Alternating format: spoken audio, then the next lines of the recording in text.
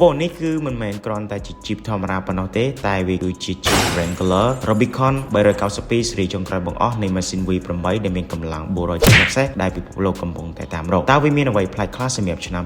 2026នេះតោះទៅតាមដានទស្សនាជាមួយខ្ញុំទាំងអស់មុននឹងលំអិតអំពីឡានណាខ្ញុំចង់ប្រាប់ពីប្រវត្តិវាបន្តិចសិនថាជីបនេះវាចាប់កំណត់ឡើងតាំងពីឆ្នាំ1941ក្នុងសង្គ្រាមលោកលើកទី2ណាជាឡានដែលបម្រើឲ្យកងទ័ពសហរដ្ឋអាមេរិកចំណែកឯឈ្មោះ Rubicon វិញគឺបានមកពីឈ្មោះផ្លូវ Off-road ដែលពិបាកបំផុតមួយនៅរដ្ឋ California សហរដ្ឋអាមេរិកដូច្នេះហើយឲ្យតែលើឈ្មោះ Rubicon គឺមានន័យថាវាត្រូវបានបង្កើតឡើងដើម្បីយកឈ្នះរាល់ឧបសគ្គហើយចំណែកប្រវត្តិនៃលេខ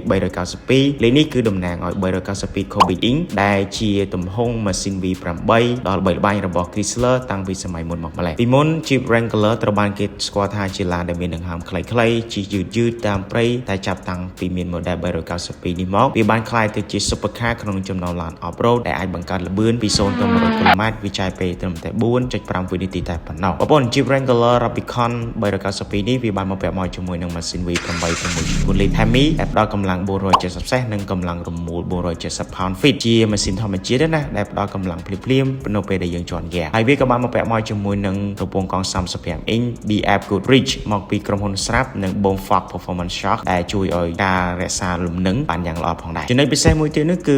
មានបំពង់សៀមាំងបិទបើកដែលយើងអាចបិទបើកបានណាចង់បានបែបស្ងាត់កុំឲ្យរំខានអ្នកដទៃក៏បានឬចង់បានបែប performance ដើម្បីបញ្ចេញសំឡេងបែបកាច់ក៏បានដែរហើយសម្រាប់ឆ្នាំ2026នេះ Jeep បានធ្វើការ design ឲ្យកាន់តែទំនើបជាមួយនឹងអេក្រង់ 12.3 inch មានប្រព័ន្ធ U-Connect លឿនជាងមុន Ace Bike Nepa ខ្មៅលីក្រហមដែលផ្ដល់ផាសុកភាពខ្ពស់បើទោះបីជាជិះនៅលើផ្លូវរដេកប្រដប់ឬកំពុងតែវាឡើងភ្នំក៏ដោយបើទោះបីជាវាខ្លាំងណាតែយើងត្រូវដឹងថាវាស៊ីសាំងក៏ខ្លាំងដែរហើយតម្លៃវាក៏ថ្លៃជាង Rubicon ធម្មតាដែរបើប្រៀបធៀបជាមួយនឹង Ford Raptor Air ដែលមានកម្លាំង720សេសណា Raptor Air អាចនឹងលឿនជាងនៅលើវាខ្សាច់ប៉ុន្តែបើនិយាយពីការវាឡើងភ្នំវិញ Rubicon 392នៅតែជា style សរុបមកបើសិនបើអ្នកចង់បានឡានដែលមានវិញ្ញាណមានសំឡេងពិរោះនិងកម្លាំងដែលមិនចេះហត់មានអ្វីអាចឈ្នះ Rubicon 392នេះបានទេវាគឺជាការវិនិយោគលើក្តីសុខនៃការបើកបរ Rubicon